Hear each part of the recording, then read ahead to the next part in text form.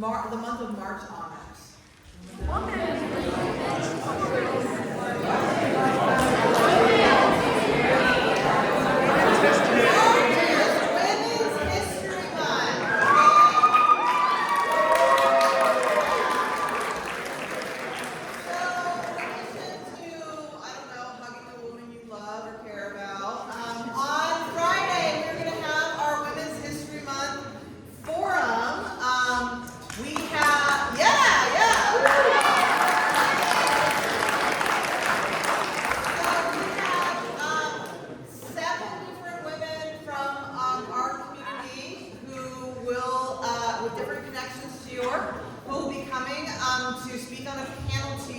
They represent a variety of professional fields and experiences and different walks of life.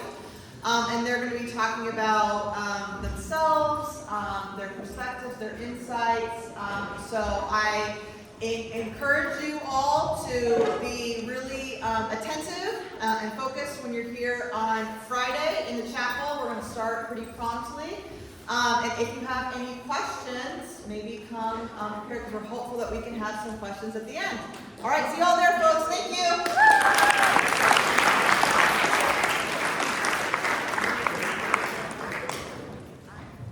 Howdy, everyone. Good morning.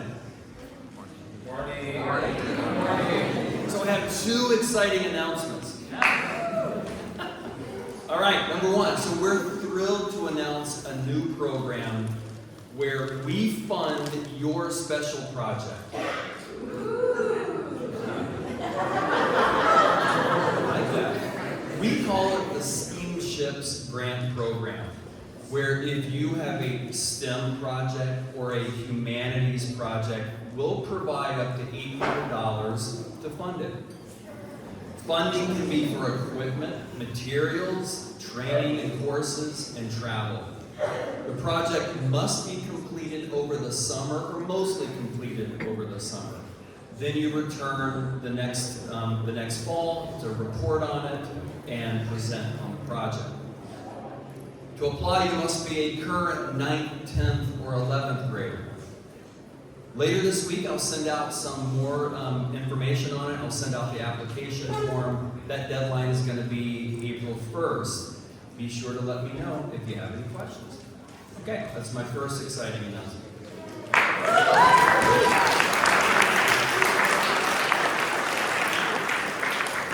And there's some 9th graders over there interested in applying.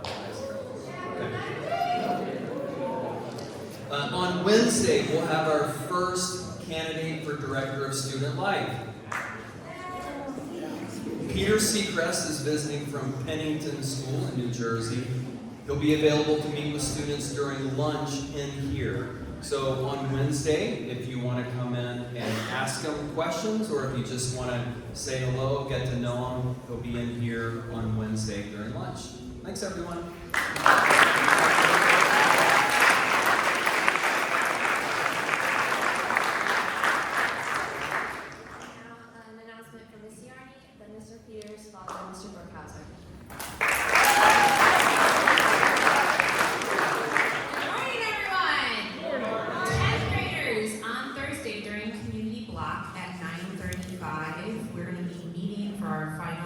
Costa Rica gathering in the indoor theater. That's the word. Indoor theater. During community block, it'll take about 10 or 15 minutes. It's a short meeting, but as soon as you're done with your first block, please come to the indoor theater for a quick meeting. Thanks.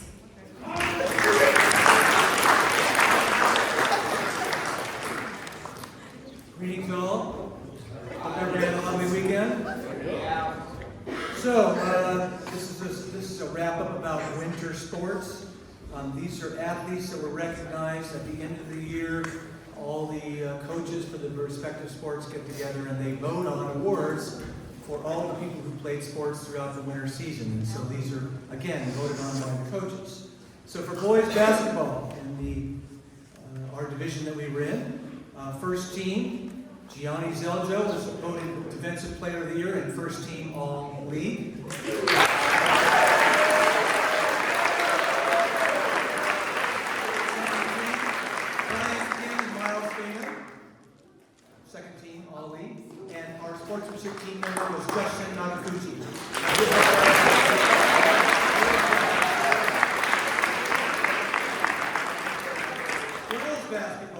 first team All-League and Offensive Player of the Year, Asia Wilson. Second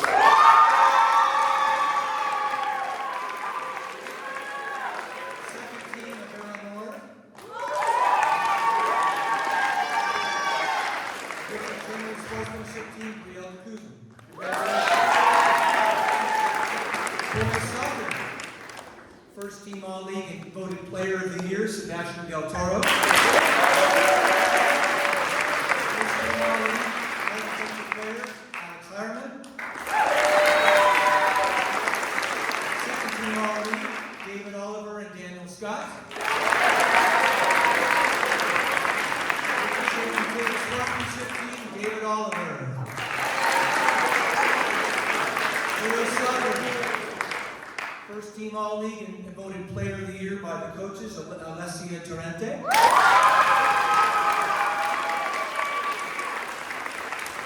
Defensive Player of the Year, Samantha Ortiz Ranjo, first team.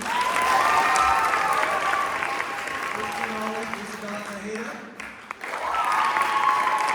First team All-League, Eleanor Thompson. Second team All-League, Sarah Tate. Second team All-League, Rose Finn. Second team All-League, Alexia Alejandro Truedas. Second team All-League, Nick Sadler. Criminal Sportsmanship Team, Rose Finn.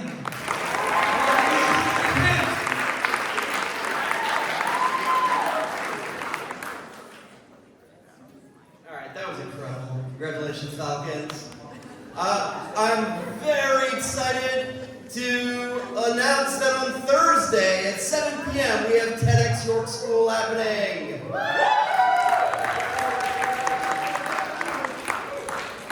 If you have your tickets to attend the event, I have great news for you. Your seat is reserved. If you have not already reserved your seat, I have less good news for you. It is sold out, and but that's great for the event.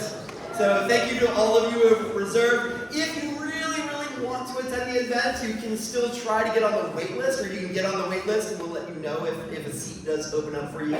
But the great news is that we are live streaming it that Thursday at 7 p.m. You can watch it on our YouTube channel or go to tedxyorkschool.org/live. It's going to be an incredible event. We'd love for you all to watch it in real time, live online. Thank you. All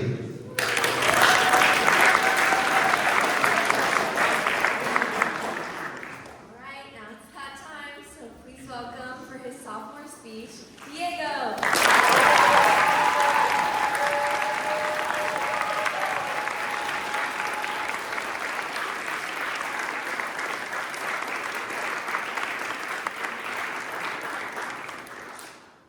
Hi. If you know me, you know that I play soccer and that I'm relatively quiet. Soccer has been a big part of my life. Whether I like it or not, it's there. Ever since I was 4 years old, I would train with my older sister's team and compete with guys 3 years older than me. After playing for a rec team for a couple of years, I was finally able to join a club of my own. This club, however, played completely differently. Instead of booting the ball up as far up the field as possible, I was forced to pass the ball up and build up the field with short passes. My coaches told me only to boot the ball up if I had to. Although it was different, I was there to learn. However, after a couple of years, that club started to get a bit pricey and my parents could no longer afford to keep both me and my sister.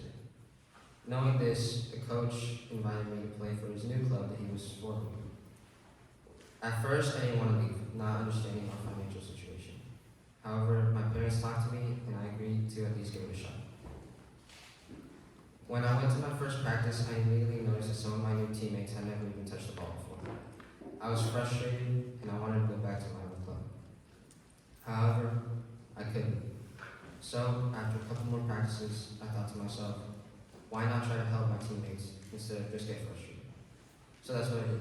I focused on helping my teammates instead of getting mad. And to my surprise, they seemed to really take the advice I gave to them. After a couple of years, however, like every team, it started to get wobbly. And like the last, no one is a different coach invited me to his team. However, I still didn't want to leave my old team, so I thought I could do both. But this new team was far more competitive, and I wouldn't be able to play if I didn't give it my full time. So, with a heavy heart, I left my old team and joined this new one fully. After a couple practices, I earned my spot as a center defensive midfielder. With this, after a couple practices and a couple games, my coach pulled me aside and he talked, because he wanted to talk. He told me that he knew I was captain of my own team and he wanted me to lead this team as well. He asked me, "Can you do that for me?" as he pulled out the green and white captain armband.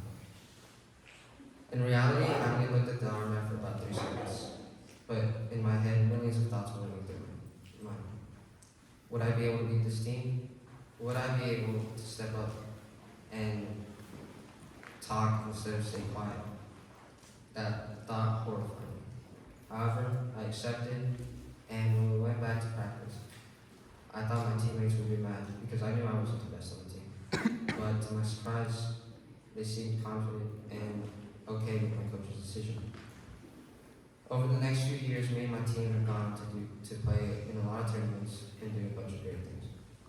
We competed in State Cup, NorCal, and even placed 3rd place, which holds some of the best teams in North California. Sometimes in life, to appreciate everything that's given to you, you have to step out of your comfort zone and do something that you're not comfortable with. But in the end, it just might work out. Thank you.